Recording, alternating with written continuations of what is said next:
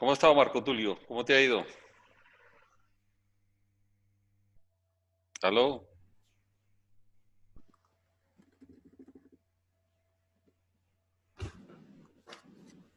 José, muy buenas noches a todos, bendiciones. José, ¿cómo estás?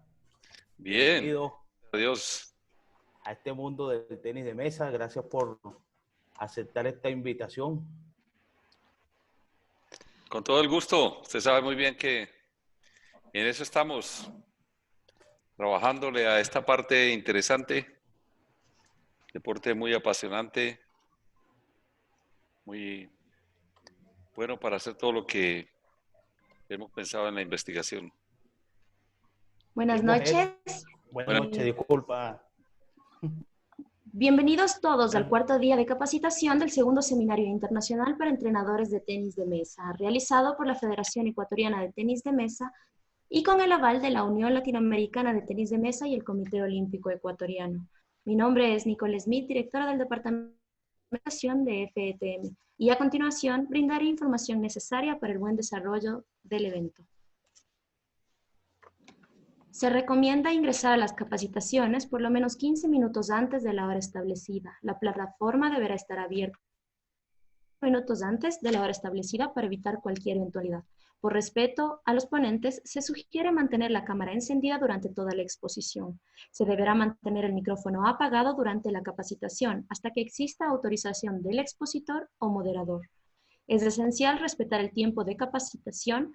Por ningún motivo se podrá interrumpir la exposición. Las preguntas o intervenciones deberán realizarlas únicamente mediante el chat general. El moderador dispondrá de un tiempo oportuno para las respuestas. La FETM otorga el certificado a la Unión Latinoamericana de Tenis de Mesa y el Comité Olímpico Ecuatoriano al finalizar el seminario. Aprovecho también para agradecer a nuestro auspiciante oficial, STAG Internacional, y recordarles que estamos juntos por el tenis de mesa. A continuación, doy paso al ingeniero Byron Martínez, moderador del evento. Muchas gracias. Muy buenas tardes con todos y todas las participantes en este segundo Seminario Internacional de Tenis de Mesa. En este cuarto día tenemos el placer de contar con el doctor José Acero con el tema Evaluaciones biomecánicas del tenimesista utilizando tecnología de contactos.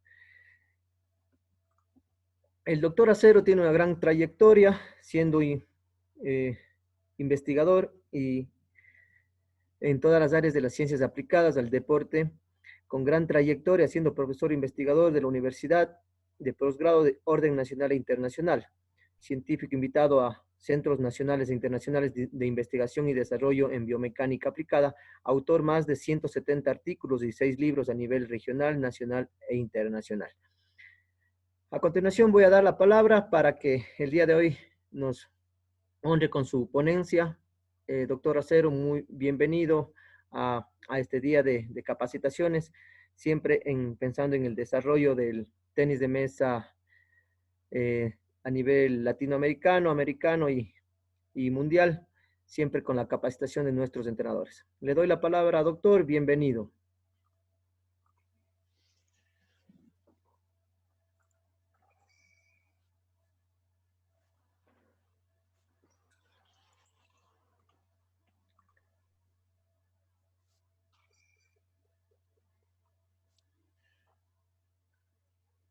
bueno, muy buenas noches a todos.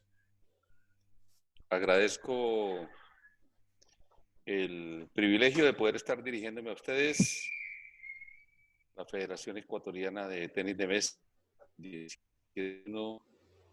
a todas las personas que han hecho posible este simposio internacional, a Byron y al profesor Mar, que tuvieron la gentileza también de contactarme y poder de esta forma establecer un hilo conductor que nos pudiera traer en esta ponencia algunos conceptos importantes, avanzados y de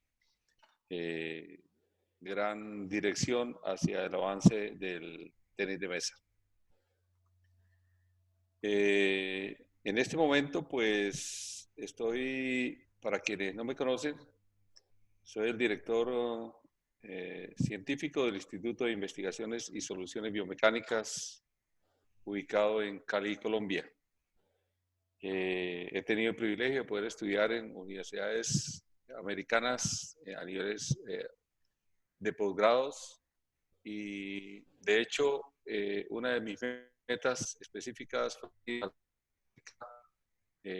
pues a mi país, Colombia, y de ahí extender toda esta parte del área de biomecánica. Nuestro instituto, basado en la investigación científica, está promoviendo y está haciendo capacitaciones de muy alto nivel para toda Latinoamérica, y además hacemos la innovación tecnológica en el sentido de poder construir nuestra propia tecnología, modificarla y tener unos accesos importantes que en otros tiempos era muy difícil poderlo entender. Mi trayectoria como investigador ha estado muy ligada desde siempre al análisis del movimiento humano y siempre ha sido mi pasión, es mi proyecto de vida junto con mi instituto. En el tenis de mesa ha habido bastantes, digamos, impactos que he podido tener. A nivel latinoamericano, uno de los mejores jugadores de tenis de mesa, especialmente en Paraguay y en Argentina. Y pues yo mi contacto real con el tenis de mesa.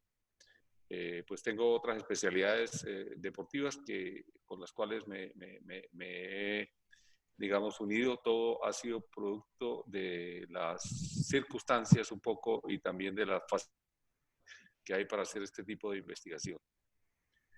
La investigación científica puede sonar como muy rimbombante, puede sonar como muy de alto, digamos, poco acceso de las personas que normalmente están dentro de una disciplina deportiva. Pero la visión mía y de nuestro instituto y de algunos colegas es precisamente nosotros investigar la parte científica, pero traerles a ustedes la parte práctica con todos los conceptos científicos diversos, pero que se puedan entender y que sea de un lenguaje muy familiar y que podamos tener en cuenta que pueda resolver problemas reales de la vida del entrenamiento, en el caso del tenis de mesa. Entonces, esa es como parte de la misión y de lo que me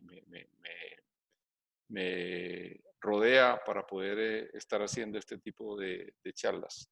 Para mí es muy satisfactorio también saber de que en Ecuador, que ha sido un país anfitrión para muchos de mis proyectos, actualmente tenemos una serie de diplomados que están avanzando en el área de biomecánica y otra serie de cursos y de seminarios internacionales en el área de biomecánica, y ha sido un gran aliado para mí, tanto como los profesionales que he conocido a través de la trayectoria en varias áreas del conocimiento, como algunas instituciones como la Fundación CORED, quien ha prácticamente hospedado todos los proyectos que hemos tenido.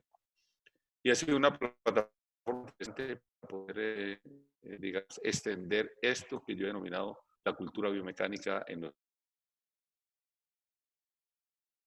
Ahora, pues paso a explicar la temática de hoy. Voy a compartir mi pantalla.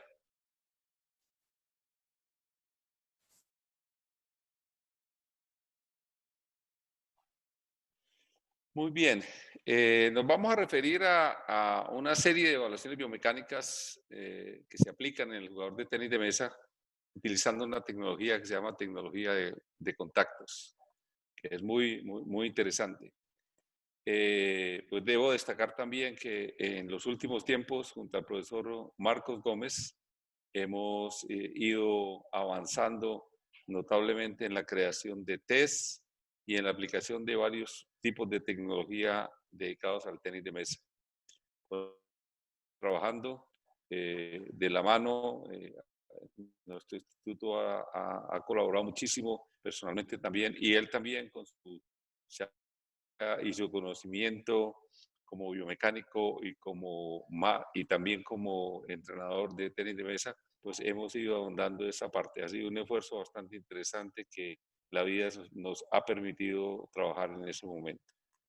Bueno, agradezco entonces al segundo seminario internacional para entrenador de tenis de mesa. Los saludo a todos en donde se encuentren ustedes, en todos los países de América, esperando pues que aquí podamos empezar un proceso también interesante en todo lo que hacemos.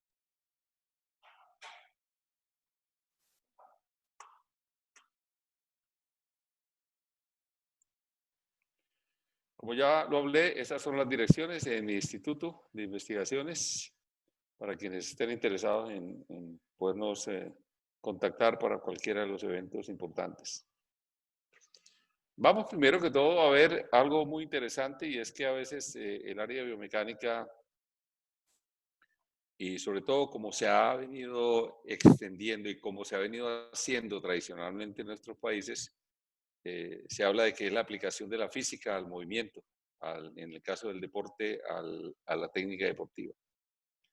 Pues realmente no están tan lejos, porque esa es una parte interesante. Pero hay unos conceptos que son, digamos, mucho más explícitos y, digamos, detectan más lo que en realidad tiene el sabor de la biomecánica. De la biomecánica del movimiento humano, llámese cualquier tipo de movimiento que se tenga, es definida como una interdisciplina. En realidad la biomecánica no es una ciencia porque tiene muchos ángulos, muchas ciencias de las cuales se apoya. Por ejemplo, si hablamos de imagenología, si hablamos de física, si hablamos de control motor, si hablamos de técnica deportiva, si hablamos de informática, si hablamos de tecnología, si hablamos de sensores de fuerza, si hablamos de partes específicas en la metodología, en la enseñanza, si hablamos de rehabilitación, si hablamos de lesiones deportivas, si hablamos de ergonomía. Entonces, reúne muchos aspectos importantes que tienen que ver, por eso ella se considera hoy en día como una interdisciplina, es decir, es la reunión de varias ciencias que dentro de ella misma están apoyando un proceso. Algo muy importante que nos dice el doctor Winter es que la biomecánica es científica porque tiene procesos, no son al azar ni espontáneos, ni porque a alguien se le ocurrió hacer esto. No, todo lo que se hace en biomecánica hay que validarlo y ponerlo en el ojo o en el prisma del rigor científico.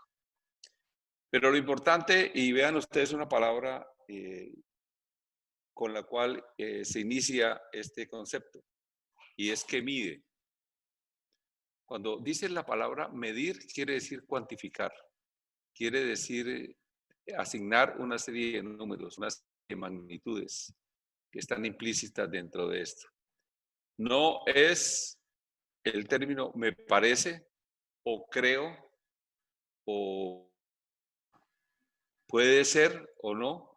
No, esto es muy concreto, ¿no? Si usted está hablando de un ángulo, el ángulo es de 35 grados y ese es el ángulo que se tiene. Por eso es importante pues, saber que es de las interdisciplinas aplicadas al deporte que mide, te dice números, te indica exactitud. Y como hay rigor científico y hay tecnología, pues con mucho más precisión se puede hablar de eso. Una vez que tengas la medición, puedes hacer la descripción. Es decir, saber cómo pasan las cosas, cómo suceden los movimientos, qué va primero y qué va después, cuáles son sus fases, cuáles son los elementos críticos que hay. Una vez que tengamos la descripción del cómo, pasamos a decir, analizar, ajá, esto conviene, esto no conviene, esto es optimizable, no es optimizable, estos son los puntos a optimizar, estos son los puntos a fortalecer. Indica una valoración, si ese ángulo es apropiado o no es apropiado para mí, ¿sí? Y proyecta, y si no es apropiado, entonces, bueno, ¿qué vamos a hacer con ese tipo de ángulo que está muy disminuido? Ah, pues vamos a aumentar. ¿Y de qué depende el aumento? Pues puede depender de una función, por ejemplo, muscular o musculoesquelética, que puede estar retraída o por alguna circunstancia no está funcionando muy bien, o puede ser que la técnica no haya sido bien entendida, entonces ya no sea una cuestión muscular, sino es una cuestión realmente del entendimiento y la práctica de la técnica. O puede ser que si sufro un dolor en la rodilla, en la parte derecha, me esté indicando a mí que de pronto estoy colocando mal el pie, estoy colocando en un pie rotado internamente o en la rótula rotada internamente, entonces por eso me duelen los ligamentos colaterales externos de la rodilla, y todo eso pues va haciendo precisión en esa parte. Entonces hay que proyectar y saber cómo. Entonces no solamente es medir, sino que llega hasta poder dar una sugerencia de qué es lo que se debe hacer. El doctor Vladimir Sarsiowski, quien fue uno de mis maestros y colega también con quien hemos publicado, quizás a ustedes lo conozcan desde el punto de vista del entrenamiento y otros desde el punto de vista de la biomecánica, es uno de los científicos más grandes que yo he conocido en mi vida.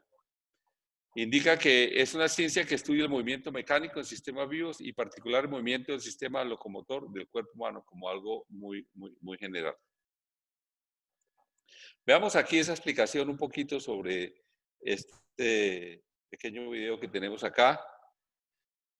Ven que hay un movimiento y al mismo tiempo hay un comportamiento angular en cada uno de los segmentos de la persona. Hay un impacto de la pelota con la raqueta y al mismo tiempo después existe lógicamente una proyección parabólica de esa pelota. Todo eso indica que se está sucediendo en un tiempo. Todos estos, digamos, puntos que nosotros tenemos aquí de comportamiento,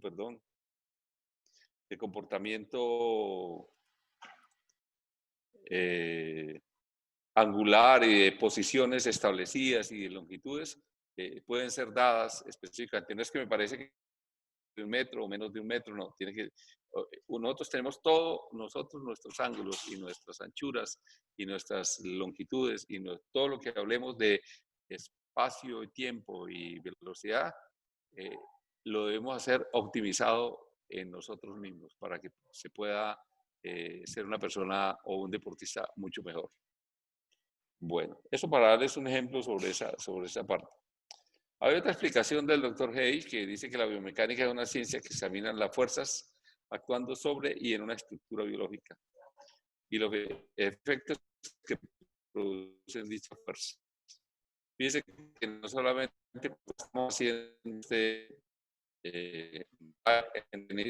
nosotros estamos indicando de que hay una fuerza que es aplicada desde la base de sustentación de la persona, de la parte podal. Eso actúa sobre la pelota finalmente, pero también actúa sobre nosotros como estructura biológica. Entonces es un efecto bilateral, ¿no? Especialmente. Y esos efectos y esas fuerzas que yo produzco, pues producen un efecto. Entonces producen que haya una bola, que haya un bloqueo, que haya una desaceleración cuando sea necesaria o una aceleración, en fin.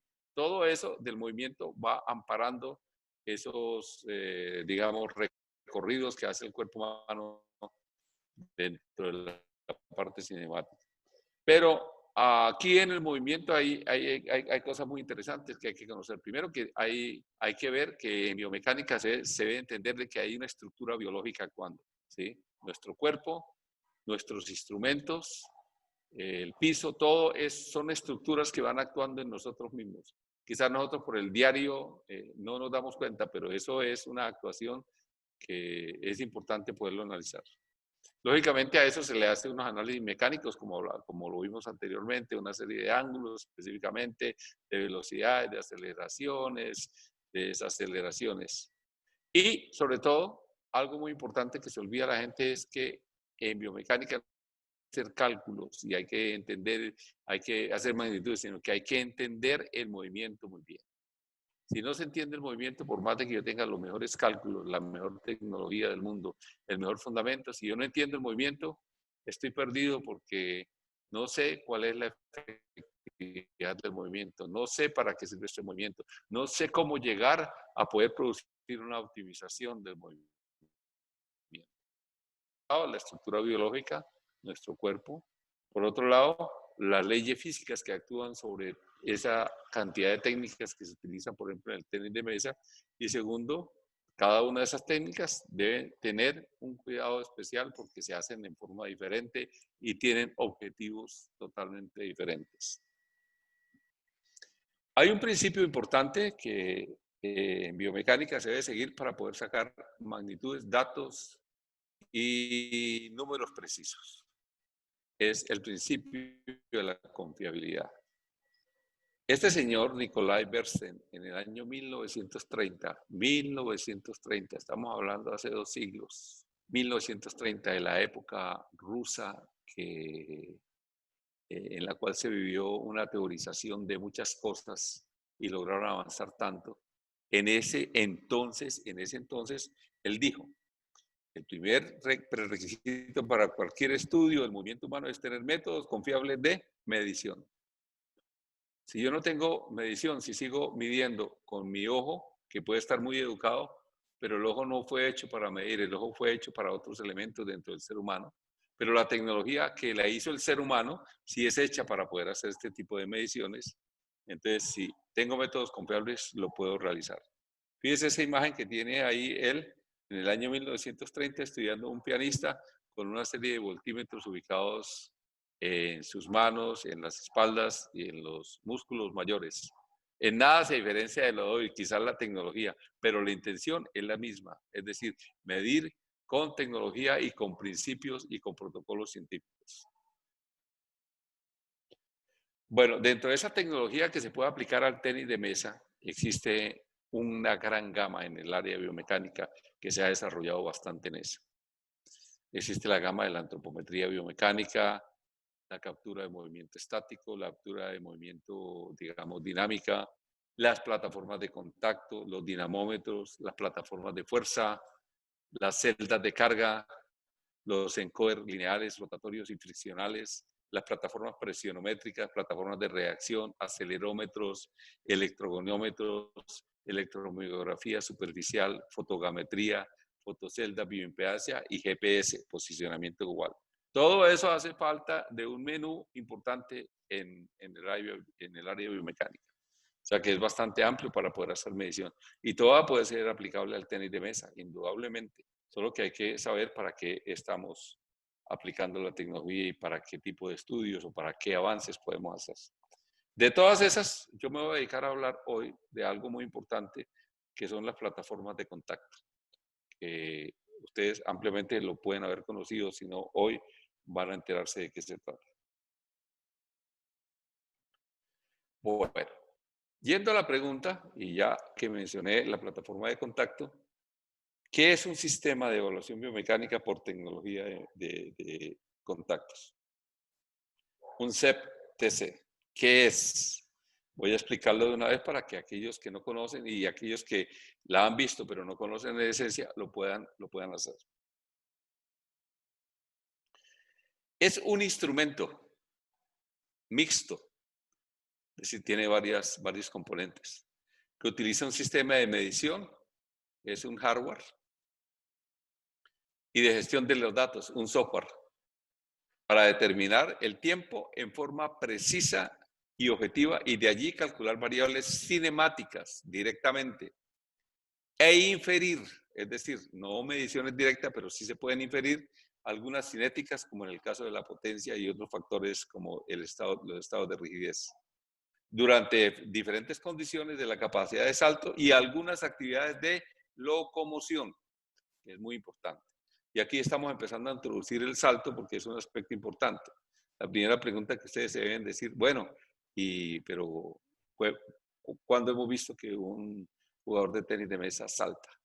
Esa es la pregunta. Si ustedes me dijeran, saltan, de vez en cuando hacen salto porque hay desplazamientos aéreos, hay algunos elementos importantes, lo pueden hacer, pero no es usual ni típico. Pero lo que es importante aquí es cómo el salto es hoy comprendido por la ciencia como una de las actividades que más registro tiene de la capacidad neuromuscular que tenga una persona entendiendo cualquier tipo de modalidad deportiva. Eso es importantísimo y me voy a permitir explicarlo en esa forma. Y algunas actividades de locomoción como carreras, tramos, desplazamientos cortos. Este sistema está compuesto por un hardware, instrumento que contiene un sensor o plataforma conductiva, un microcontrolador que mide el tiempo transcurrido y un software que gestiona y presenta los datos medidos calculados en el mismo software. Lógicamente, aquí es importante poderlo entender en esa forma. Voy a ilustrarlo un poco más en las imágenes.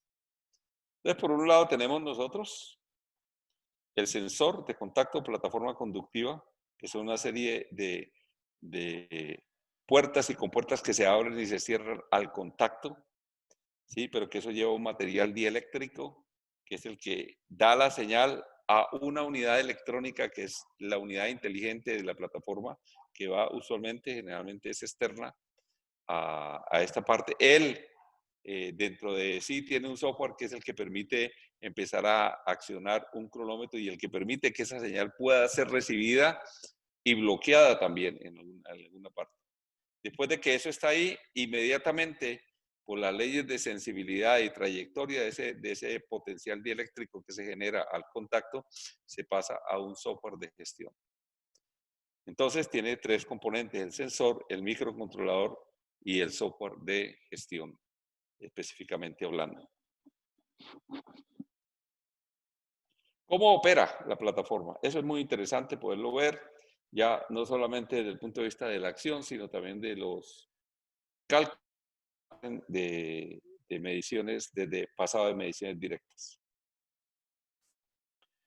He elaborado este cuadro que ha sido uno de los cuadros en los cuales me he centrado mucho en esta parte de no solamente de la construcción de la plataforma, sino también de la teorización física de lo que significa tener una plataforma.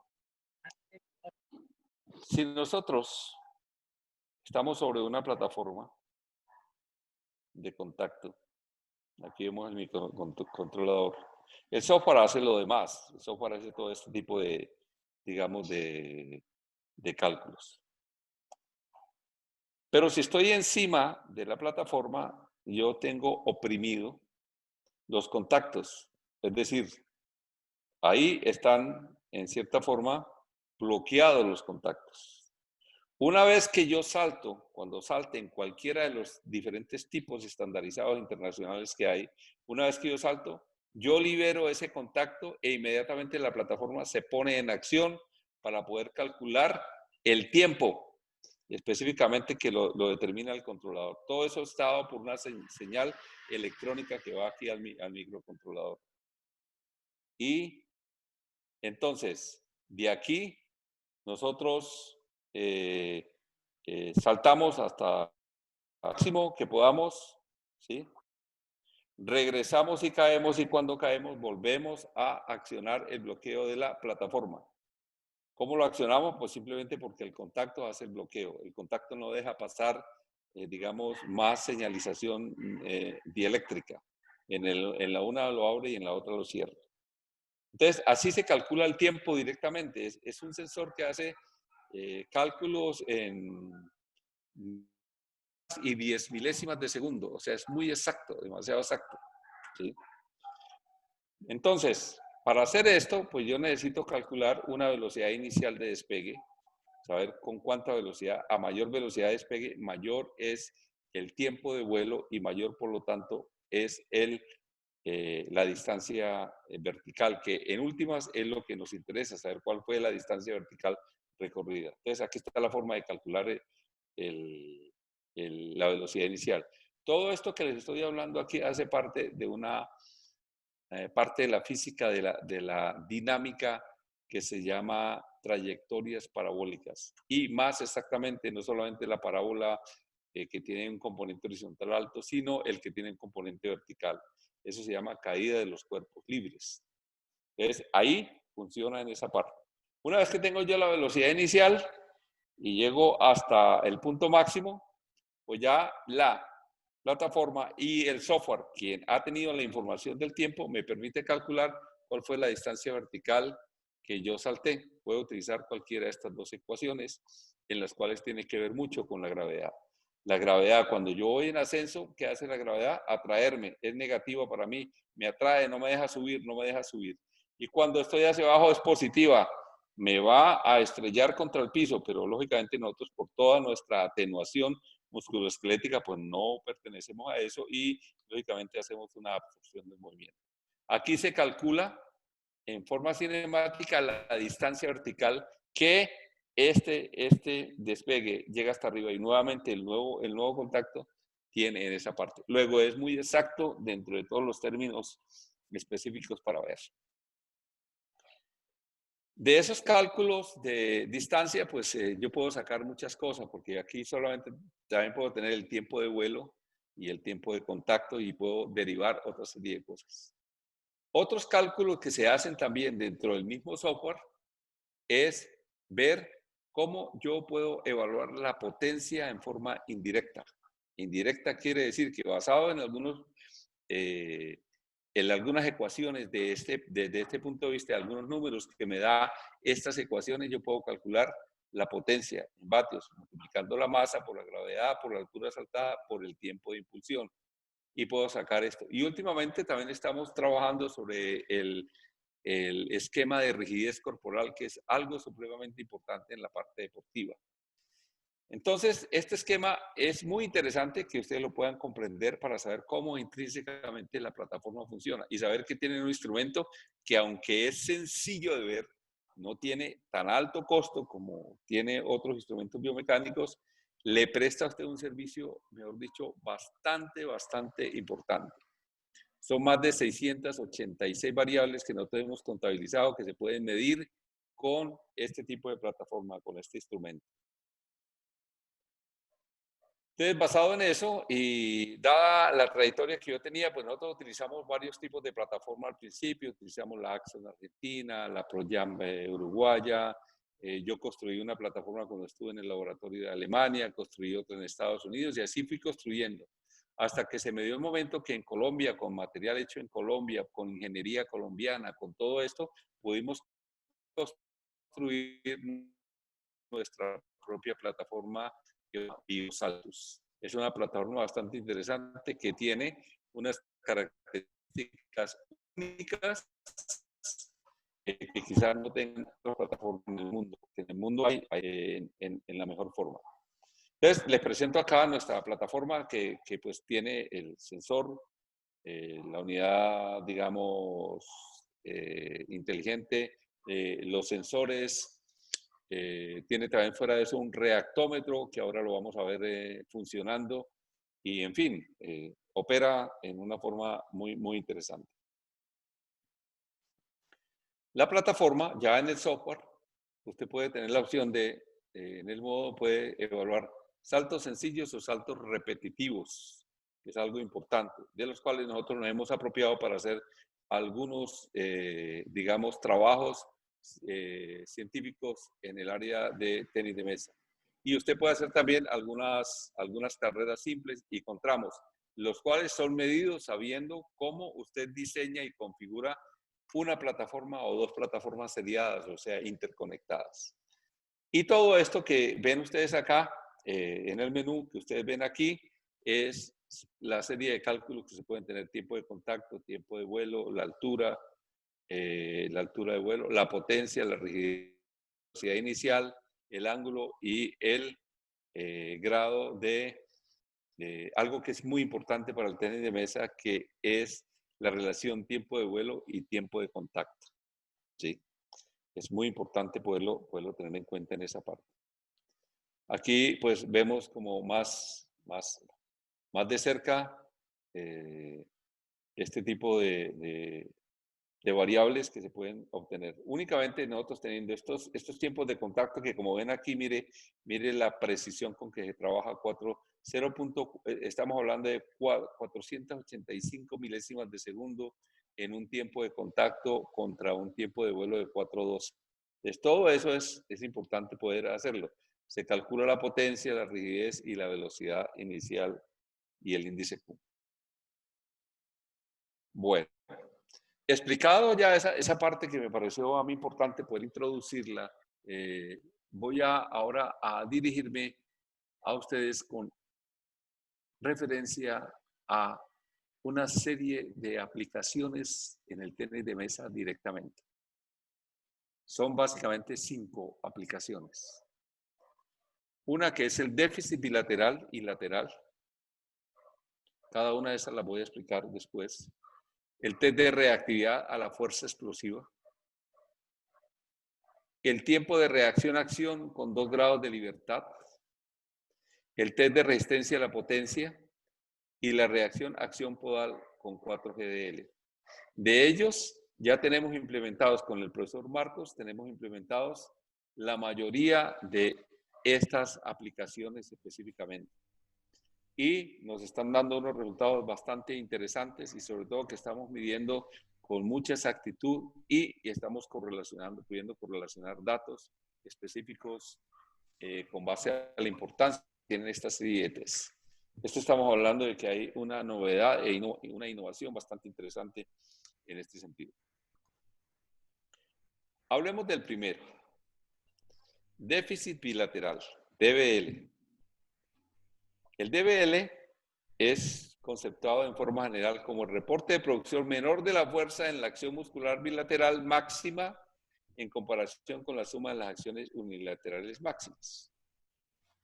Les voy a poner, si usted con una pierna empuja, en términos de fuerza, que se mide en newtons, empuja, por decir algo, 300 newtons, y con la otra pierna empuja 350 newtons, porque nuestros empujes no son simétricos, siempre tenemos una dominancia, que es algo muy interesante que hay que estudiar en el tenis de mesa. Entonces tenemos 300 por un lado derecho y 350 con la izquierda. Si yo sumo las dos, me daría 650 newtons de fuerza. De tal manera que cuando yo ejecute un movimiento, digamos, simultáneo con las dos piernas, yo tendría que ser capaz de poder asumir un empuje de 650 porque estoy empleando ambas piernas. Pero resulta que el cuerpo humano, la parte específica neuromotora, no funciona así. Generalmente siempre funciona con un déficit que va por debajo y en la mayoría de las personas normalmente tenemos un déficit cercano al 20%.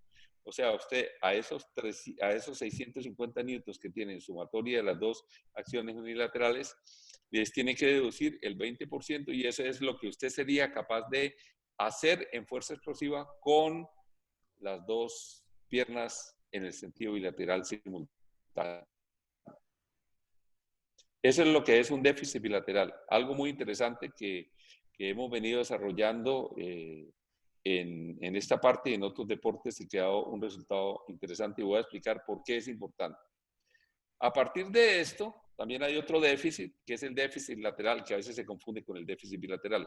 El déficit lateral es la comparación de los resultados cinemáticos o cinéticos, si es de fuerza o si es de velocidad, entre la fuerza máxima producida por los miembros inferiores unilaterales declarando la asimetría o la dominancia respectiva. Es cuando yo digo, yo soy más potente de una pierna que de la otra, soy más potente de una extremidad que de la otra. Es muy diferente al déficit bilateral donde está envuelto todo el sistema específico unilateral y bilateral. Aquí únicamente se compara una pierna con la otra, lo cual a mí me parece supremamente interesante en tenis de mesa, dado de que los desplazamientos que se hacen no solamente se hacen hacia el lado derecho o hacia el lado izquierdo, ¿no? Se hacen o se hacen aleatoriamente dependiendo de los sistemas de juego o los sistemas de entrenamiento. Y yo debo ser una persona tan, digamos, capaz de poder resolver los problemas del lado derecho tan rápidamente como los problemas del lado izquierdo tan rápidamente también. Si yo tengo digamos, una dominancia en uno de mis miembros inferiores, por ese lado voy a resultar muy fácil y voy a resolver todos los problemas. Pero por el otro lado voy a estar más lento. Y al estar más lento, como esta se trata de una actividad, de un deporte que es específicamente de desplazamiento, de exactitud en los pasos, de una serie de posturas y fuera de eso de una concentración y de una velocidad enorme. Entonces, el concepto de este déficit es una acción específica. Bueno, para esto hay varias teorías. Esto lo llevo yo estudiando hace muchísimos años, desde que llegué a Estados Unidos, y realmente da unos resultados extraordinarios, y ya el principio del déficit bilateral está extendido por prácticamente muchos sectores en el mundo que han entendido el principio y el trabajo que yo he venido desarrollando. Pero hay un principio de todas las teorías que hay, porque hay varias, ¿sí? Que es el principio de Hahnemann. Entonces, este principio de Hahnemann hace referencia a cómo se coordinan las unidades motoras, que es lo que finalmente me hace a mí moverme. Recuerden que nosotros tenemos fibras lentas y fibras rápidas, ¿sí? Las lentas están relacionadas con todos los niveles de fuerza básica, y las rápidas están relacionadas con todo lo que tiene que ver potencia, velocidad, reacción, acción. Entonces, este principio de Hahnemann hace referencia a eso, a que el orden en que se activan las fibras musculares está en relación al tamaño del soma de la neurona motora que las controla. El soma quiere decir el tamaño de la neurona. En una contracción muscular creciente se reclutan, es decir, se llaman a acción primero las unidades motoras lentas, generalmente porque estamos rompiendo la velocidad, estamos tratando de adquirir velocidad. Entonces, vienen primero a ayudar las fibras lentas. Y luego, de acuerdo al aumento de la fuerza, se le suman las unidades motoras rápidas de mayor tamaño de la célula neural, para dar una mayor capacidad y la frecuencia en algo que se llama el disparo. El disparo es la reacción específica del tipo de contracción muscular que uno tenga. Entonces, ese principio es muy importante: lentos, rápidos. Y en la medida que se va aumentando la velocidad, entonces tenemos un espectro importante dentro de eso. En juego en tenis de mesa, pues se utilizan ambas, pero usualmente en la mayoría de las acciones, pues es alto el componente de fibras rápidas que se utilizan en este caso. Veamos ese principio explicado de esta forma.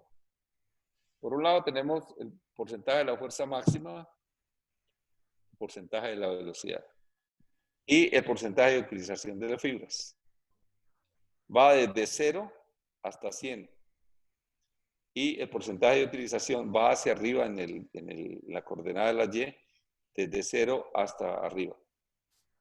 Cuando yo estoy en este punto que tengo 0 fuerza máxima, pues las unidades que se utilizan son las de tipo 1, o sea, las lentas, ¿sí? Ellas solamente pueden llegar hasta un punto. De ahí ya no pueden pasar, porque de ahí le corresponden a las unidades rápidas, que son de dos tipos, tipo 2A y tipo 2B, que pueden llevar y soportar la función. Entonces, si es importante en tenis de mesa poder llegar a este punto para romper la inercia y para romper todo lo que tiene que ver con la aceleración, es importante saber que la mayoría de la responsabilidad en jugador de tenis de mesa está en las fibras de tipo 2A y tipo 2B. Por lo tanto, ese es el tipo de fibra que hay que, digamos, entender muchísimo hacia el entrenamiento. Veámosla en alguna forma. Entonces tenemos las pequeñas, las medianas y las grandes. Entonces aquí tenemos las lentas, 2A y 2B. Estas unidades, pues lógicamente, aquí, lenta, cuando usted hace una, digamos, una trayectoria sobre el tipo de estímulo que ellas tienen, pues es un estímulo que es prácticamente casi una línea horizontal. Las 2A hacen una elevación y hacen un pico, o sea que tienen una trayectoria importante en la rapidez. Pero las largas, las más largas, la de tipo 2B, son las que realmente producen los disparos y los puntos. Usted sabe que el movimiento transcurre de lento, semilento, rápido y mucho más rápido. Están las fibras 2A y 2B, que son las que transcurren en esa parte. Visto de otra forma, tenemos el tamaño de cada una de ellas, ¿sí? Las pequeñas, pues lógicamente son lentas. Y las unidades motoras medianas, que son las 2A, y las unidades motoras que es 2B, que son las más grandes. A mayor, digamos, volumen de cada una de las unidades motoras, mayor es el tipo de rapidez. Entonces, la parte del entrenamiento, aunque estas son pequeñas para vencer todas las fuerzas de resistencia y vencer y lograr obtener una velocidad, tiene mucha responsabilidad sobre las unidades motoras medianas y las unidades grandes. Bueno, ¿cómo se aplica dentro de esto del déficit bilateral el principio de Henneman?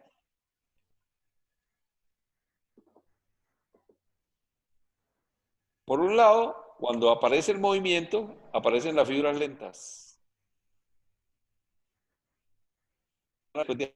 Simplemente continúan en la contracción. Pero las fibras rápidas, que son más grandes, empiezan casi cercano a esto,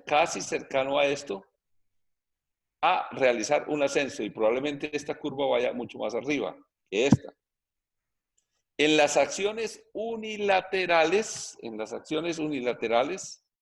generalmente las acciones pueden llegar hasta este punto. Pero en las acciones bilaterales, cuando hay el déficit, si hay un déficit, pueden llegar hasta este otro punto específicamente donde está situada la fecha del bilateral. ¿Por qué? Porque es mayor la fuerza de potencia. De todas maneras, usted siempre salta más con una pierna que salta más con las dos piernas que con una. Entonces eso quiere decir que empleó mayor potencia. Pero el asunto es cómo usted combinó eso. Entonces, el déficit bilateral, ¿qué tiene que ver aquí? En todas las investigaciones que hemos hecho nosotros, todo parece indicar que la persona que tenga menos déficit bilateral, porque ese 20% es teórico, pero en los deportistas, lógicamente, se tienen menos déficit bilateral por toda la entrenabilidad que se ha tenido.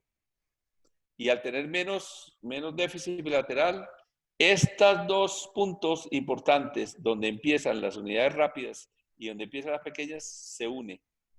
Y en personas que no tienen casi déficit o que han podido entrenar para reducir el déficit, este punto de acá se une prácticamente acá. O sea que ellos pueden empezar mucho más rápido sus estados de reclutamiento de las fibras rápidas más grandes. Luego, eso sí es una ventaja grandísima para el tenis de mesa. ¿Por qué? Porque hay un elemento importante, y es que si entre más me demoro yo en utilizar las fibras rápidas, pues más lento soy, y eso es lo que pasa. Entonces, si yo tengo menos déficit bilateral, lo que se intuye y lo que se predice es que yo voy a tener más acciones mucho más rápidas. Es decir, yo puedo reaccionar y accionar un desplazamiento mucho. ¿Sí? Usted sabe que eso lleva un método, lleva una secuencia. No es que yo me trasladé de un punto A a un punto B 2 o 3 metros que necesité para mi desplazamiento. No, usted necesitó de unos puntos iniciales. Y si usted logró tener unidades motoras más rápidas antes, usted se desplaza mucho más rápido. Y por eso es que usted teóricamente podría casi anticipar el movimiento.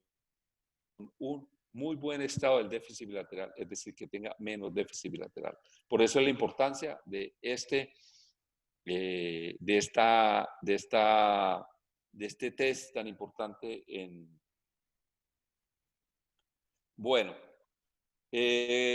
finalmente, ¿cómo es el test? Quiero demostrarlo acá. Son 3 saltos con la derecha, 3 saltos con la izquierda, saltos que son bilaterales. Aquí en este caso, esta es una de las tomas que hicimos con el grupo del Valle del Cauca a cargo del profesor Marco Gómez, y que pues a ellos estuvimos ya y estamos haciéndole ese tipo de evaluaciones. Esta es la plataforma de contacto, en este caso, la nuestra, la Videosaltos, y aquí estamos tomando los datos.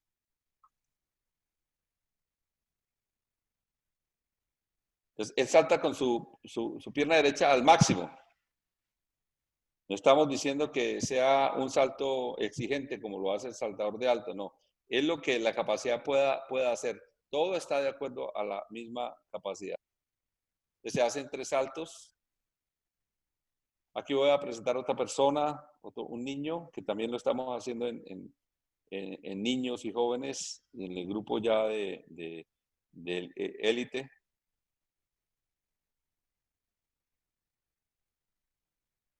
Con el salto, fíjense que es un salto natural que va hacia arriba, no es un fijido, sino que lo que necesitamos es saber cuánto explota él en términos. Y ahí, en ese salto, usted está midiendo el tiempo de contacto, el tiempo de vuelo, está midiendo la altura saltada, la potencia, la rigidez, el índice Q y la velocidad inicial. Todo lo está midiendo ahí mismo a través de nuestro sistema de la plataforma.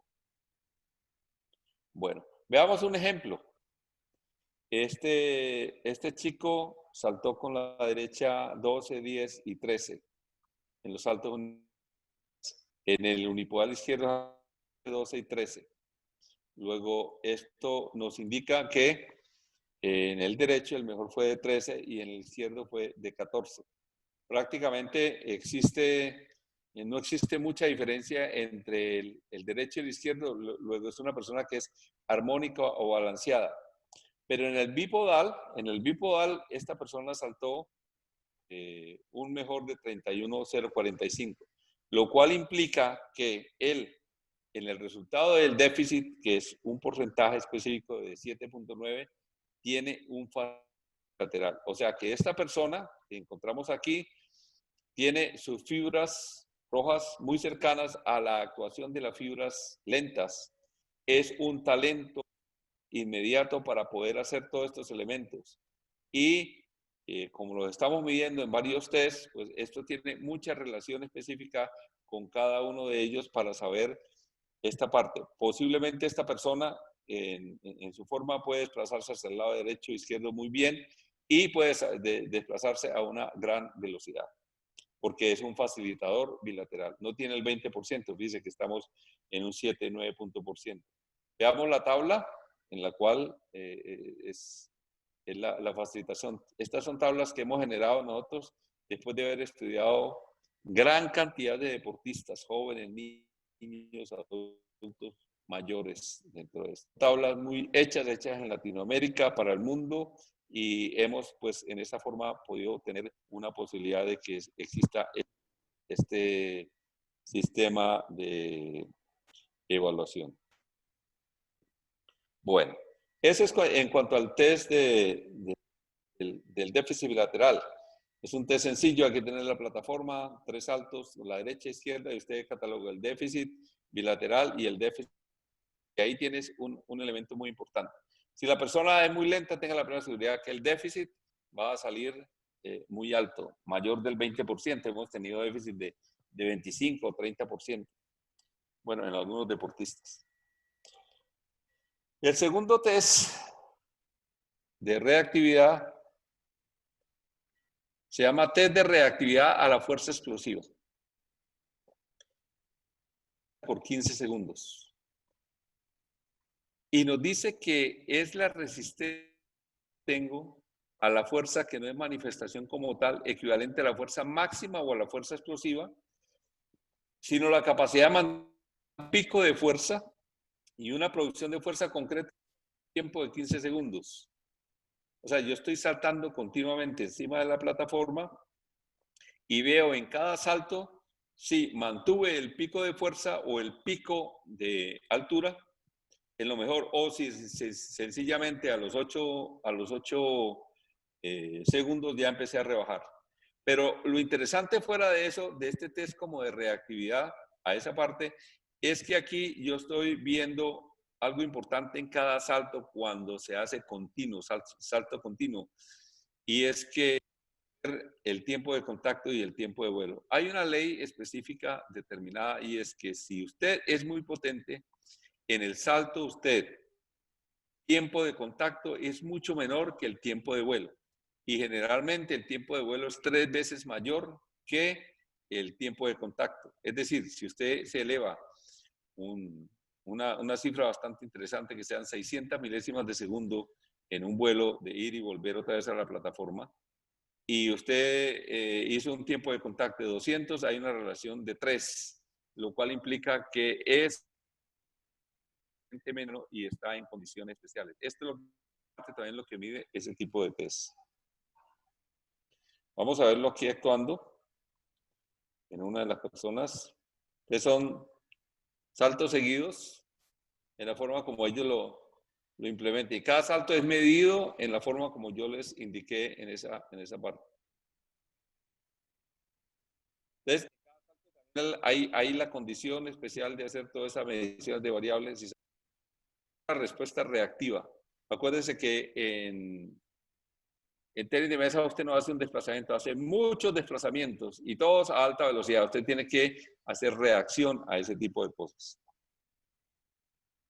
Aquí vemos un ejemplo de los 15 segundos. El tiempo de vuelo, el tiempo de contacto, la altura, la potencia que se empleó, la rigidez, la velocidad inicial, el ángulo Q y la descripción especialmente determinada. Entonces aquí, por ejemplo, en la altura, ella mantuvo un promedio por encima de 21, 22, pero había unos altibajos. Los primeros estuvo bien, después empezó a bajar y después empezó a subir nuevamente y después empezó a bajar al final. O sea, hay una, digamos, ondulación en esta parte. Lo ideal que en estos 15 es que la altura máxima siempre se mantenga para que usted tenga resistencia a esos test de fuerza explosiva. En términos de las extremidades inferiores. Aquí vemos una relación de este mismo test en tiempo de contacto y el tiempo de vuelo. El tiempo de vuelo es mucho mayor que el tiempo de contacto. Si esta persona estuviera en tiempo de contacto el tiempo de vuelo estuviera muy cercano acá, pues estaría en grandes porque de pronto el índice de relación entre el tiempo de vuelo y el tiempo de contacto es muy mínimo, estaría por debajo de 1, y eso relacionando con el déficit bilateral, podríamos estar en condiciones de que la persona, sus fibras rápidas, no las recluta en la medida que debiera hacerse, y debería, pues, lógicamente, entender de que debe existir un entrenamiento especializado para ello. Bueno, vamos al tercer test, que es el test de tiempo de reacción, acción con 2 grados de libertad, que ya lo hemos protocolizado, explicado con el profesor Marco Gómez. ¿Cuál es el objetivo de este test utilizando plataforma de contacto? Es medir el tiempo de ejecución del movimiento dividido en 2 variables. Tiempo de reacción, se entiende la temporalidad entre el estímulo del sistema nervioso central y el instante antes de realizar el movimiento en sí. Y el tiempo de acción, que es uno de visual motora entre el primer micromovimiento y la finalización del gesto realizado seleccionado. La sumatoria de ambos tiempos da el tiempo de respuesta. ¿Qué tenemos aquí? Simplemente que este test nos permite saber, ante un estímulo visual, cómo reacciona usted hacia un comando, especialmente que fue diseñado en este sentido. La reacción en el ser humano es interna. Cuando nosotros vemos una persona moviéndose muy rápido, no podemos hablar de que, uy, esa persona cómo reacciona rápido. No, la reacción es interna y eso es lo que hay que medir. Y nosotros, pues, estamos intentando medirlo utilizando videografía integrada. Y la otra, que si es el tiempo de acción, cuánto se gasta entre el tiempo que vio la señal y el comando que se le dijo. Entonces, al hacer el comando, pues lo que yo determino es saber qué tan rápido es a diferentes distancias. Entonces, este test es muy interesante porque lo hicimos trabajando con diferentes distancias. Para dar a entender en este gráfico, podemos hablar de que existe un estímulo, la respuesta se inicia y el fin de la respuesta. Pero entre el estímulo y el inicio de la de la respuesta, el inicio de la respuesta, no es la respuesta finalizada, es lo que se llama tiempo de reacción. Es decir, usted recibió el estímulo y el movimiento previo a antes de hacer el primer movimiento para poder ir a hacer la acción es lo que se llama índice de reacción. Realmente eso se mide en milésimas de segundo, ¿no? Eso es bastante interesante porque hay, para darles una idea de que hay personas que reaccionan en 80 milésimas, otros que reaccionan en 120, otros en 200, otros más lentos en 250. Todo depende mucho de la parte genética también de la entrenabilidad. Y el otro aspecto es después de que inicia la respuesta a la finalización de la respuesta, que es el tiempo de acción, el movimiento. Y en total es el tiempo de la respuesta. Entonces nosotros estamos viendo el tiempo de la respuesta total dividido en el tiempo de reacción y el tiempo de respuesta. Para eso, basado en estos test que inicialmente los diseñó el profesor Marcos, nosotros hicimos el aporte de nuestro instituto de crear toda una serie de tecnología para poder hacerlo, para poder trabajarlo con mayor precisión. Entonces, utilizamos el Plan Contact 2GDL con 2 grados de libertad, que son plataformas que se utilizan para ese fin. Aquí vemos una estructura del diseño. Voy a intentar explicarlo. Primero, pues tenemos las plataformas. Aquí no son plataformas grandes, sino son plataformas muy pequeñas que van colocadas al extremo de la mesa, según lo indica el profesor Marcos. Son 2 plataformas, una acá y otra acá.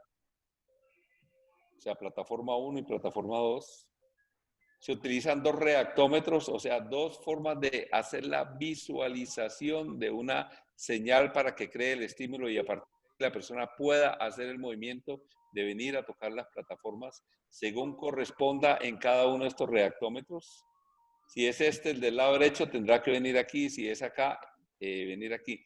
Pero es aleatorio. La persona no sabe con cuál de los estímulos va a estar pendiente. Entonces la persona ve.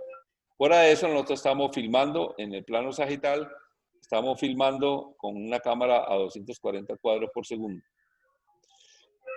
Todo este sistema, excepto la cámara, todo el sistema va unido al software. Lo logramos unir al software en la manera de tecnología, que es un avance bastante importante, es realizar esta acción. Aquí tenemos 50, 1 metro y 2 metros de distancia para saber cómo las personas reaccionan y hacen la acción a esas distancias.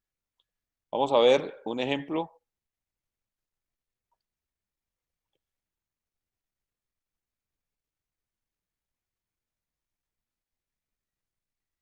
Si ve la luz roja, entonces él fue a ese punto. Todo eso está medido exactamente. Fue a la derecha.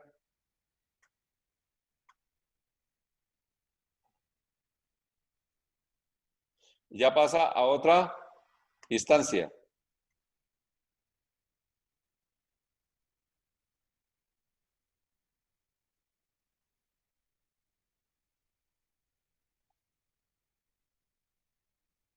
Entonces, dentro de esto nosotros hacemos el movimiento total desde que el estímulo está dado, hasta el primer movimiento que hace la persona, lo medimos con la cámara. Y después de ahí, nosotros podemos medir desde aquí, porque va unido a la plataforma. En la plataforma empieza a contabilizar la señal. Y desde aquí, cuando la persona llega y toca la plataforma, activa la plataforma, hace contacto con la plataforma, se hace la medición ya del total de la respuesta. Luego, eso fue muy interesante de la aplicabilidad. Ven que la plataforma no solamente es la utilización de los saltos, sino que es la utilización importante en los tipos de desplazamiento y en acciones específicas que tienen que ver con el test de mesa y sobre todo con los tests. Esto se llama acción, reacción, acción. Entonces, ¿cómo operó la cámara? La cámara operó, una vez que está el estímulo visual, se empieza a hacer contabilidad, se hace con un software biomecánico específico, se hace la contabilidad hasta que nos permite ver el primer movimiento, no hasta que llegue a la plataforma, no hasta que llegue acá a la plataforma, sino hasta que vea el primer movimiento que hace acá. Que acuerde que recibe en el sistema nervioso central, lo opera, lo manda por la médula y ahí va hasta los músculos que tiene que contraer y ahí generalmente hay un movimiento que es específicamente determinado. En él, por ejemplo, era un movimiento tenue que hace el hombro en forma, en algunas personas manifiestan en forma diferente. Entonces, este es el punto cero en el tiempo.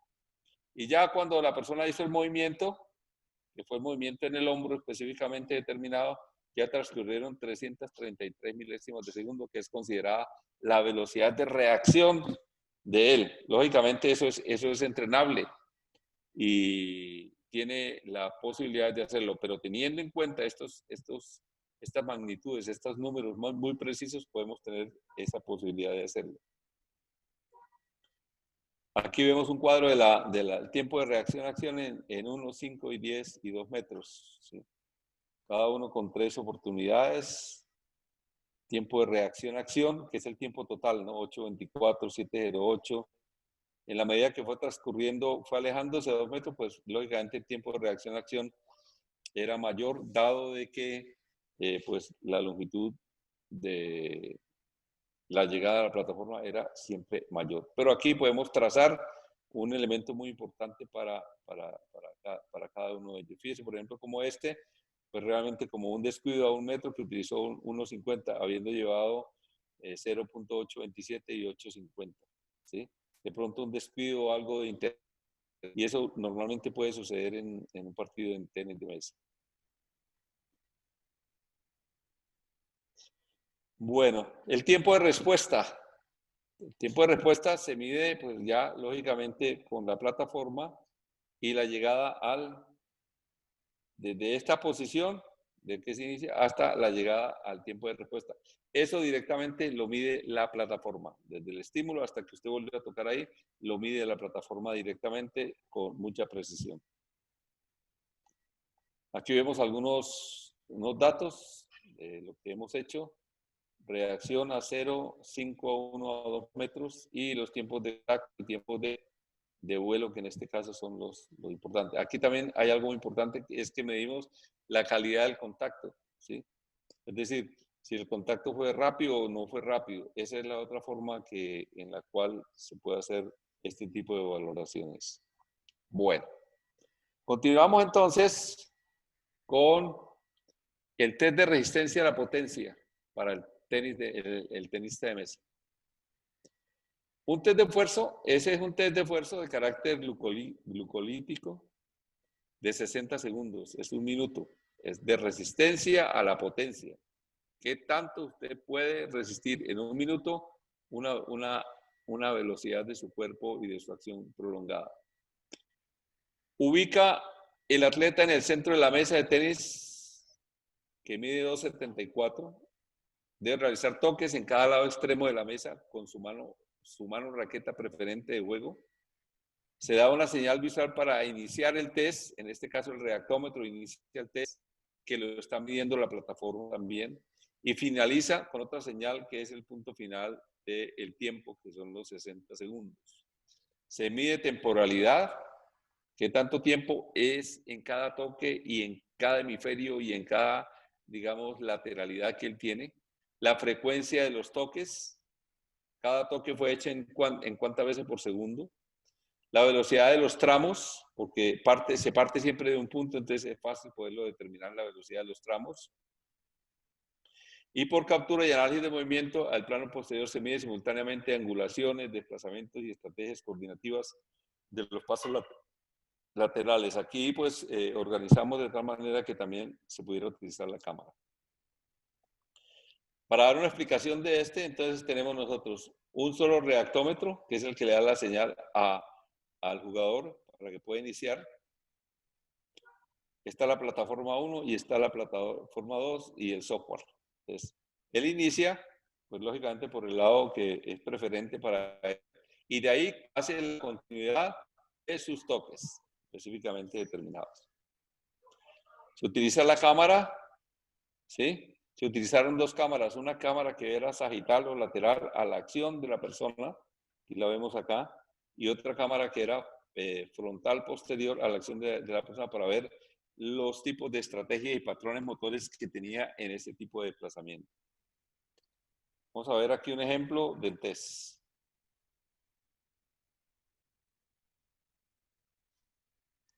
Fue tomado a 240 cuadros por segundo en la cámara frontal posterior. Está esperando que haya la señal del reactómetro, quien es el que empieza todo el sistema específicamente.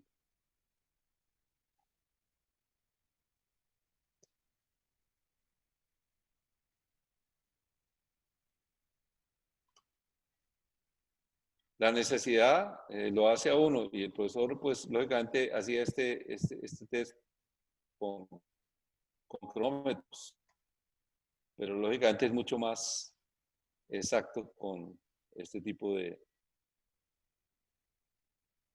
la persona hace su movimiento, crea sus estrategias. Todo el mundo no tiene la misma estrategia del movimiento de los pies, de la reacción de los pies, de la forma como obtiene el pie, de la forma como hace la implantación del plano de movimiento para que la persona continúe.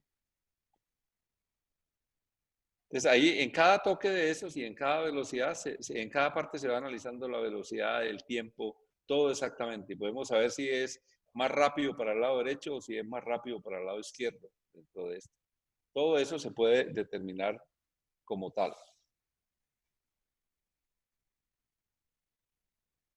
Ahí hasta que complete pues el minuto, ¿no?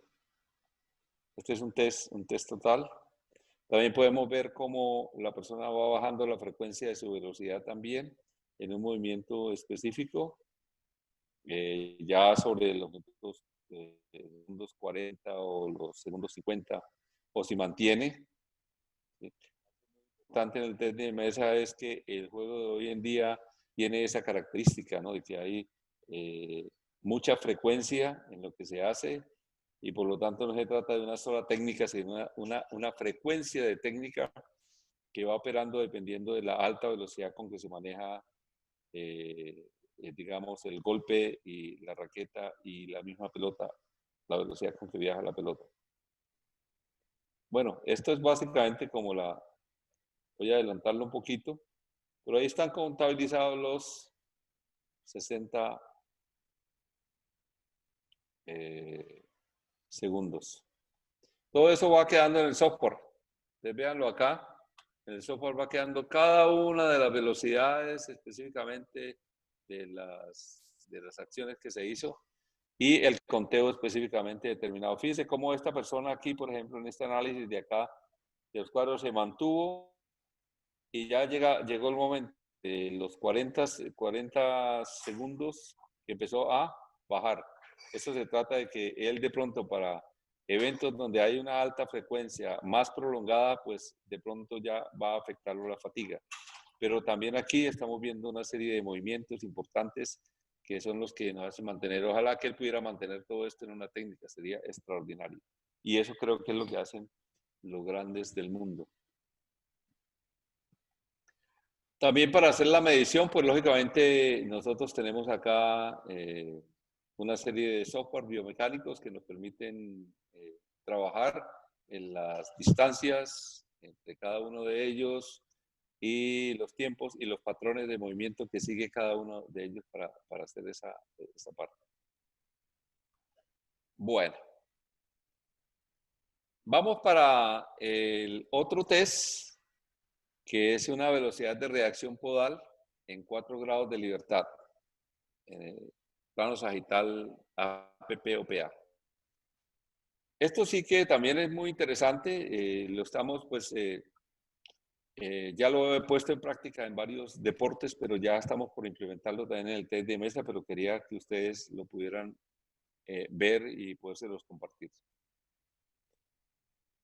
Según Frey, la rapidez es la capacidad de los procesos neuromusculares y de la propia musculatura para realizar una acción motora en un mínimo de tiempo. De eso se trata.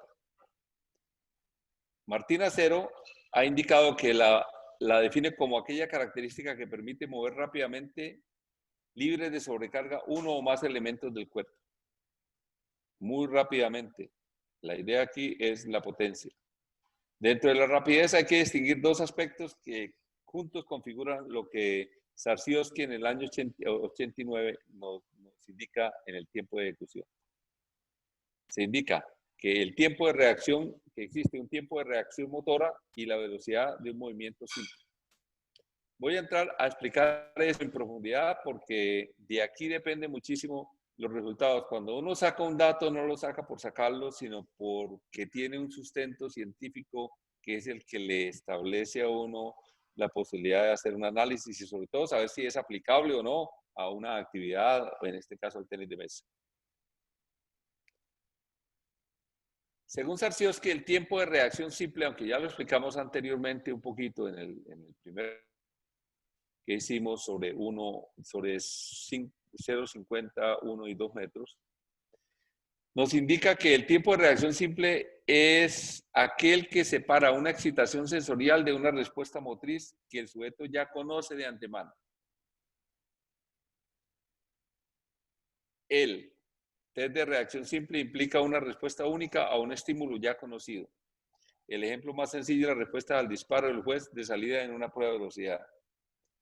Entonces, también es aplicable en el tenis de mesa y el TRS se divide en 5 fases. Oído a esto porque es muy importante. Aquí hay una aplicabilidad sobre la entrenabilidad. Algunas personas aducen que el tiempo de reacción, que es un tiempo interno, no es entrenable.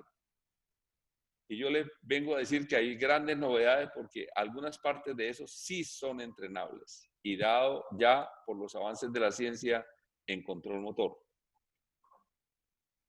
El tiempo 1, vamos en ese orden. Tiempo en que el receptor tarda en captar el estímulo. Acuérdense que estamos trabajando con un estímulo visual, con una señal de luz. Es decir, el tiempo que tarda en llegar el estímulo desde donde se produce hasta el receptor. ¿Cuál receptor? El receptor de nuestro cerebro, de nuestro sistema nervioso central. Depende principalmente de la capacidad de concentración, que es muy vital en tenis de mesa, visual, auditiva, etc. Y en ocasiones, caso de los estímulos visuales, de la capacidad de visión periférica, si es que nosotros la estamos utilizando en esa forma.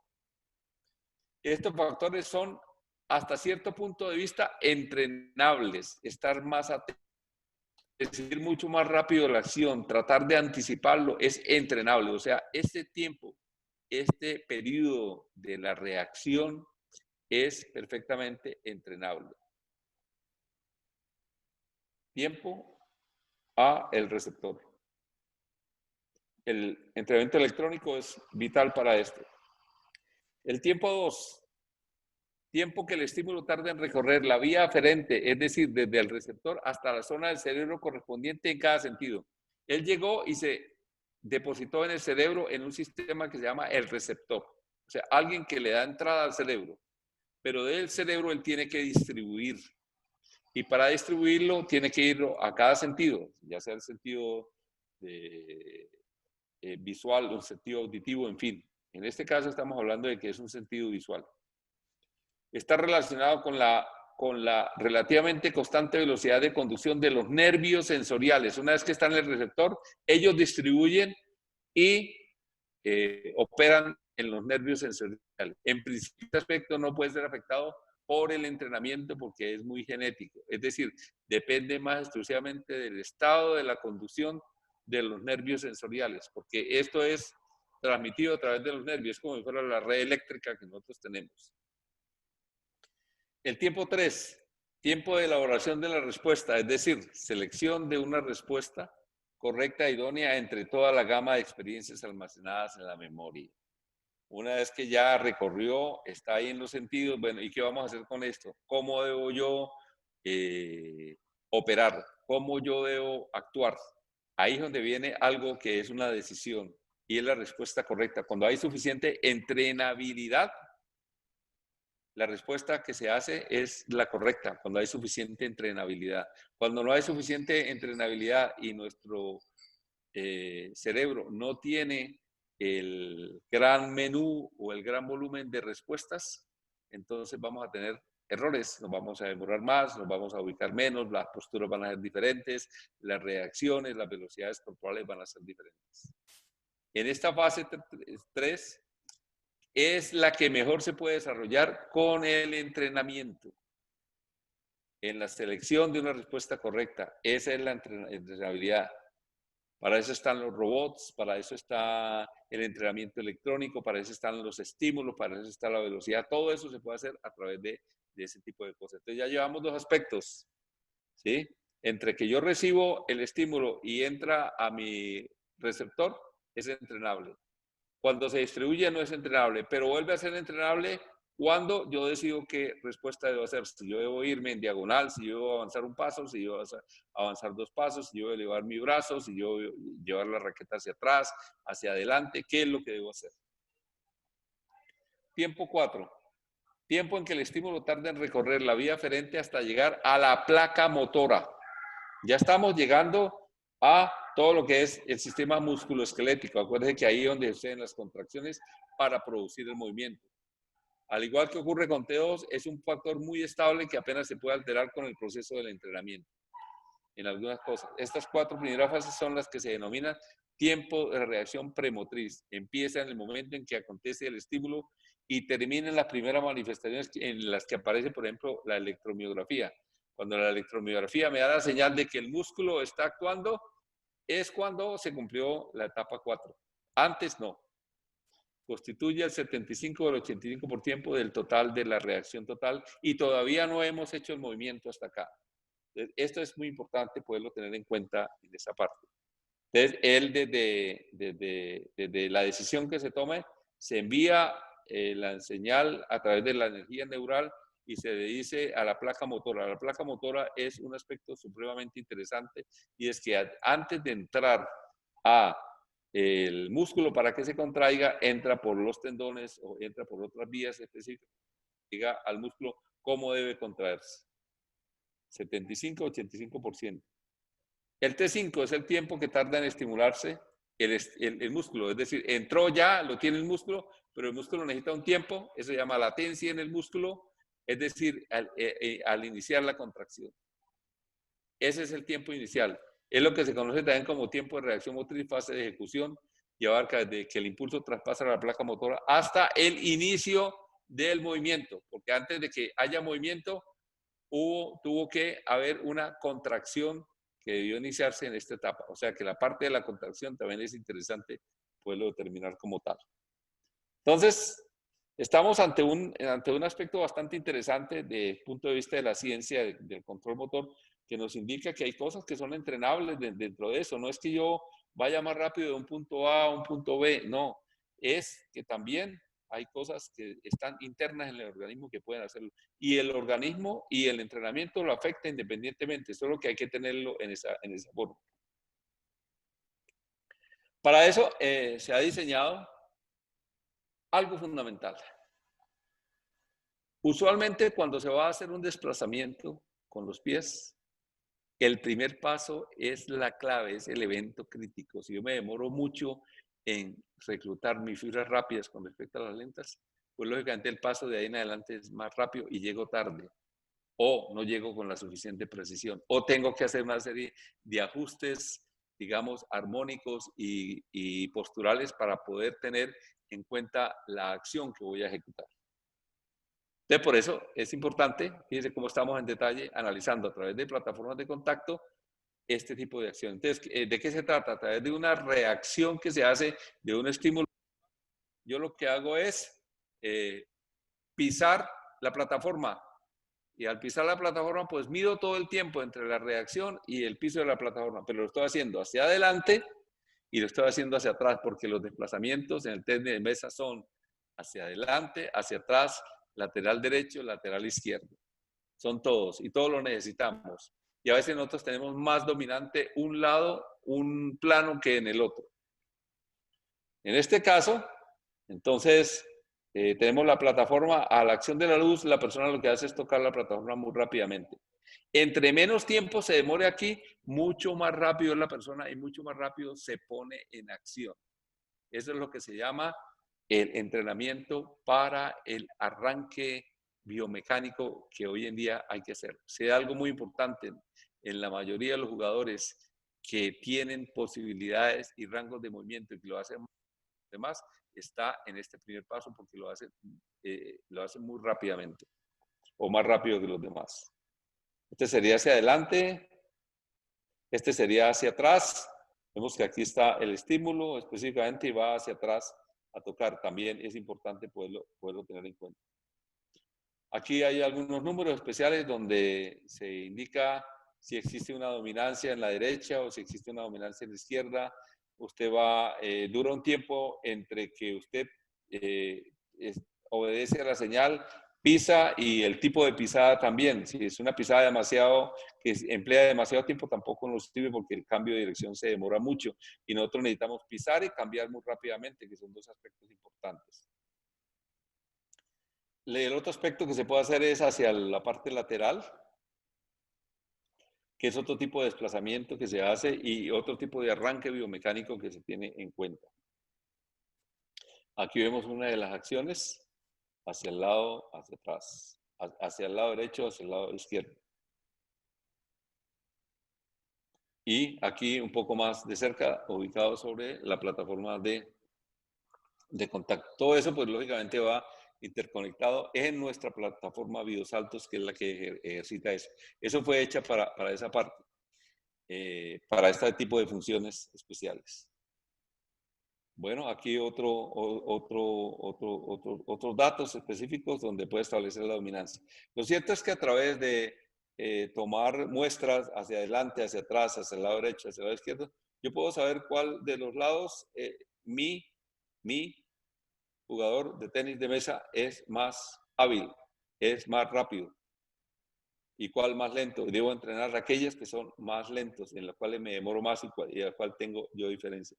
Acuerde que cada una de estas acciones requiere diferentes músculos, requiere diferentes condiciones especiales para estar determinando esa parte. Bueno, ha llegado el final de esto, pero no la finalización. Lo que tenía pues que, digamos, compartirles en este momento. Pues he querido traer las cosas más avanzadas para que ustedes también se den cuenta de que no solamente es un sistema específico de estar con mis entrenadores, con mis dirigidos haciendo este tipo de entrenamientos, sino que hay que hacer medición, con procesos, con protocolos, con elementos que ya sean válidos, con tecnología, y que ayude muchísimo a que se profundice y sobre todo, se adelante y se optimice todos nuestros elementos. Muchas gracias. Ahora sí damos respuesta a algunas de las preguntas importantes que puedan tener en cuenta en el día de hoy. Les agradezco y me excusan si a veces sea alguna terminología demasiado científica, pero me he distinguido por hacerlo lo científico mucho más fácil y accesible para las personas. Entonces, estoy a sus órdenes para saber qué disponibilidad tienen o preguntas. Listo, doctor, muchas gracias. Sí tenemos algunas preguntas que le voy a ir leyendo de los participantes para que nos ayude solventando las dudas de aquellos que nos colocan aquí en el chat. Muy buenas noches, Roberto Ureña desde República Dominicana. Un atleta analizado mediante esta tecnología, ¿qué porcentaje optimiza según sus resultados antes de empezar el análisis con dicha tecnología? Nos pregunta, doctor. Bueno, el porcentaje con exactitud no te lo puedo decir, porque eso depende mucho del estado en que se encuentre el deportista. Sí sé lugar es que se van a entender de él que no son fácilmente detectables con la observación, ¿sí? Si usted tiene a esta persona con el déficit bilateral y sabe que hay una pierna más dominante, esa persona le va a resolver a ustedes todos los problemas mecánicos o las técnicas especiales con mucho más posibilidades en esa pierna dominante que con la otra. ¿Qué pasaría con la otra? Con la otra tenemos que colocarla en función de una entrenabilidad específicamente determinada.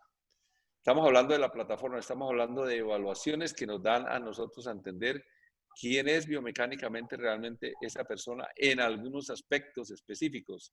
La plataforma de contactos no resuelve todo, porque aquí no hemos hecho análisis de movimiento o fuerza, no hemos hablado de una cantidad de cosas que son posiblemente determinadas.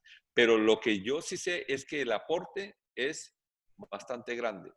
Y lo hemos demostrado ya a través del trabajo que estamos haciendo con el profesor Marcos, con sus selecciones acá en el Valle del Cauca, en Colombia.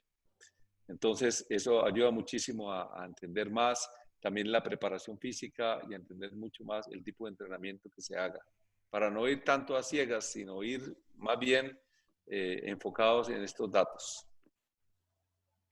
Muchas gracias, doctor. Ramón Barba nos pregunta, saludos, doctor. El trabajo de la capacidad de fuerza, ¿en qué etapa de la preparación deberíamos planificarla para lograr un mayor reclutamiento de unidades motoras rápidas 2A y 2B?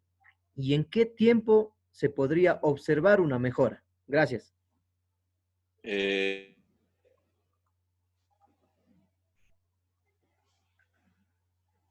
Aquí hay varios aspectos que tocas y quiero como de todas maneras hacer aclaración en algunos.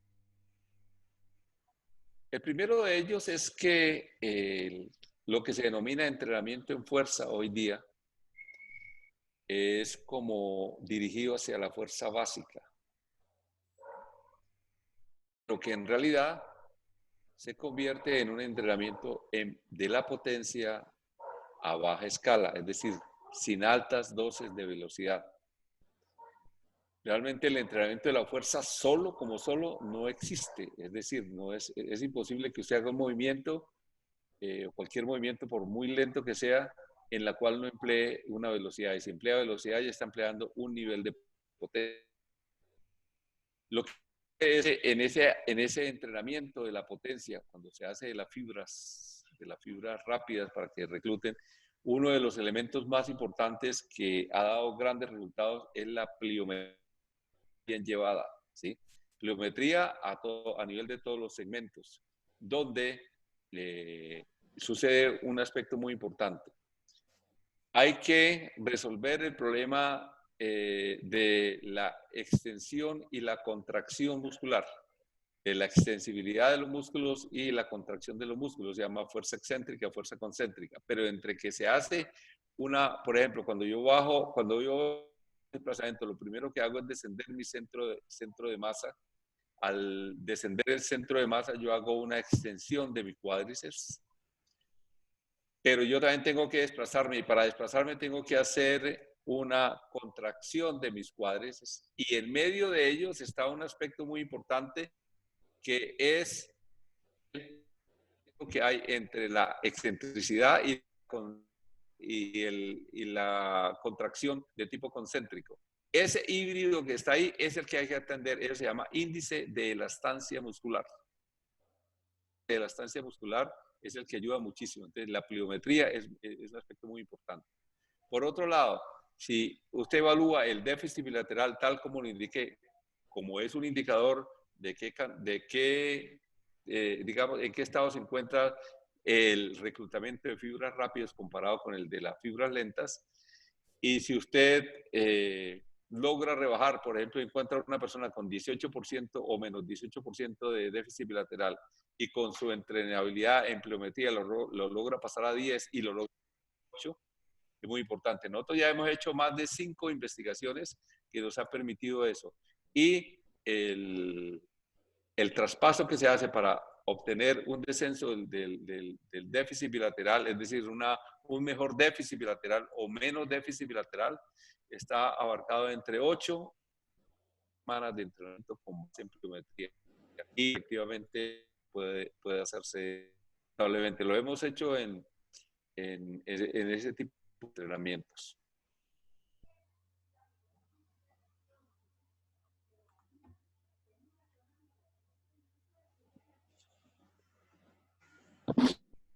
Muchas gracias, doctor.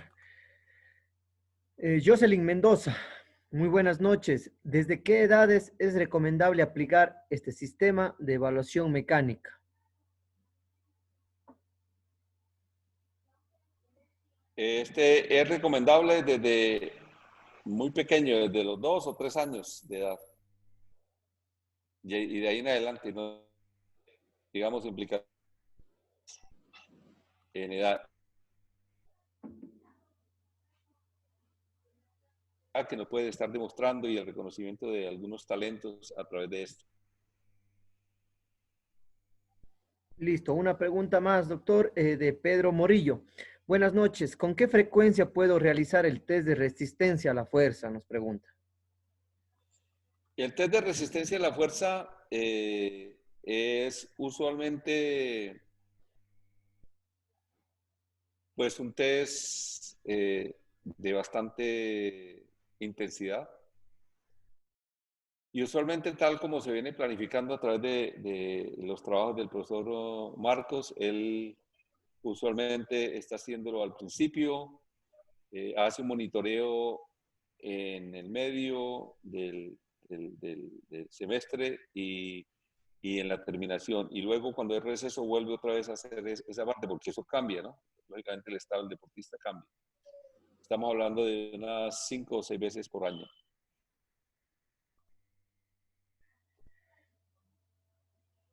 Listo, muchas gracias.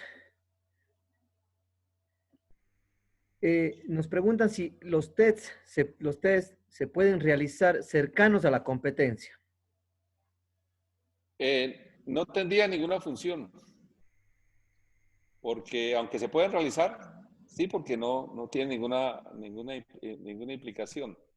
Pero en realidad esto es mejor hacerlo al inicio, dentro de la mitad, la terminación de un ciclo importante, pero antes de las altas competencias es mejor no hacer este tipo de test porque no nos van a dar mucha ayuda y no vamos a poder aplicar nada directamente porque estos son test cuyos resultados pues tienen que aplicarse bajo un criterio y fuera de eso entrar a resolver la entrenabilidad de lo que se encuentre.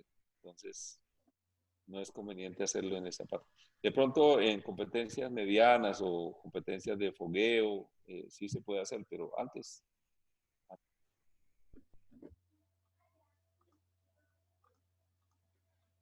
Listo, doctor. Si los participantes desean hacer una pregunta, los micrófonos están a su disposición. Buenas noches, Byron, José. Yo quería más bien darle mi punto y mi testimonio con estos test que hemos realizado y que para mí y para los resultados competitivos que hemos tenido estos últimos 4 años han sido un aporte valioso.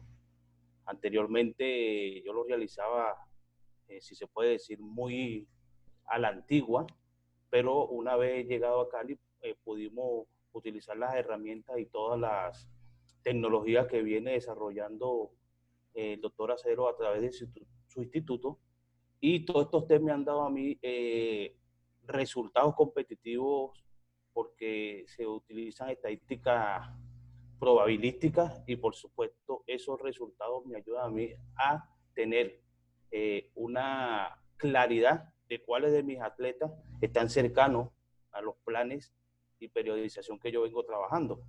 Incluso en los últimos Juegos Nacionales, las 4 jugadoras que realizaron durante todo el año el test de resistencia a la potencia y tal como venían elevando sus toques, esos fueron los resultados competitivos a nivel de Colombia, a nivel de mayores, que las quedaron primero, segundo, tercero y cuarto. En la actualidad ya tenemos incluso en el test de resistencia a potencia una tabla que se hizo por regresión inversa para establecer qué velocidad y qué número de toques tienen cada atleta a nivel élite, tanto masculino como femenino. Es decir, que estos test te dan a ti una estadística prospectiva hacia qué resultados competitivos desde el punto de vista de desplazamiento, de velocidad, de déficit bilateral, hacia dónde se mueve más rápido de la acción-reacción que puede tener un atleta, si la mejoraste o no. Incluso muchos de estos test se utilizaron también para mejorar la rapidez de el atleta Rubén Limardo en esgrima. Es decir, que estos test, que el que no conoce a Rubén Limardo fue campeón olímpico en esgrima, y un biomecánico llamado José Velázquez, que también venezolano, que trabajó con él, fue el que diseñamos por primera vez ese tipo de test para aplicárselo, en este caso, a Rubén Limardo, midiendo la velocidad de los contrincantes y mejorándole centésima de segundo en su flecha, y eso lo llevó a ser campeón olímpico, y el testimonio lo da también el entrenador José Ruperto Gascón, que le dicen Chicho, que es el entrenador de Rubén Limardo, que es el tío. Entonces, toda la tecnología y ciencia aplicada que tú le puedas meter al tenista de mesa te va a dar resultados. La otra resultado es que durante los 4 años los atletas que nosotros hemos entrenado han tenido 0 lesión, que quiere decir que cada vez que nosotros tengamos la oportunidad de darle longevidad a los atletas, este tipo de ciencias aplicadas y sobre todo estos test nos ayudan ya aplicado directamente al tenis de mesa. Muchas gracias, José y Byron. No, gracias a usted por esa excelente clarificación ya desde la perspectiva directa. Sí, yo realmente pues me he sentido muy complacido por haber hecho parte del equipo de trabajo y de las ciencias, como en el caso de la biomecánica, hemos hecho el apoyo. Pues lógicamente estos proyectos que...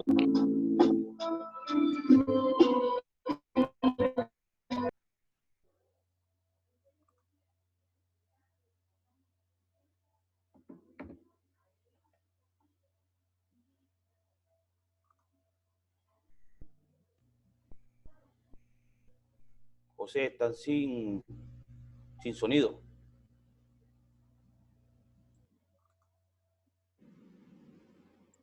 ¿Ya? ¿Otra vez? Sí. ¿Ya me oye? Listo, doctor, sí. Ok, bueno. Entonces, sí, en ese sentido, pues es muy grato poder indicar que hay procesos que se pueden implementar muy bien y que se pueden implementar desde América Latina. No sé cuántos grupos en el mundo puedan estar trabajando en esto. A lo mejor hay mucha experiencia biomecánica en otros grupos del mundo, pero ya en elementos tan específicos como estos, creo que llevamos un liderazgo grande con el profesor Marco Gómez. Muchas gracias, doctor. Iván Díaz está pidiendo la palabra. Iván, ¿puedes activar tu micrófono? Bueno, muy buenas noches. Buenas noches. Profesor José, primero que todo felicitarlo por tan magistral conferencia. Y la pregunta mía enfocada a esto, o sea, según lo expuesto, nos indica que el trabajo coordinativo desde la base, sobre todo en la parte de lateralidad, sería fundamental precisamente para poder que el deportista logre tener un equilibrio en todos sus aspectos biomecánicos. Exactamente, usted ha dado con la clave de todo esto.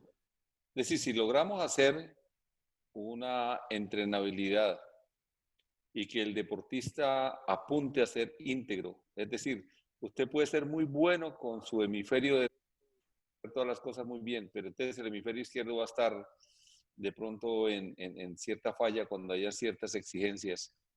Pero si tenemos deportistas íntegros, estoy muy seguro que primero van a gastar menos energía cuando estén en condiciones de juego o en el entrenamiento. Y segundo, van a tener posibilidades similares de poder resolver para cualquiera de los laterales o los planos anteriores o posteriores su juego. Entonces, eso es algo importante. Eso es, obedece mucho a la entrenabilidad con conciencia del control motor que tienen las personas. Eso es vital para que las personas puedan llegar íntegras, ¿sí? a esta parte. Y por eso hay que estudiarlos a ellos lo más rápido posible. Estos test se pueden emplear en niños muy fácilmente y ya usted puede detectar y saber qué es lo que hay que hacer. Muy bien, Iván. Gracias. ¿Aló?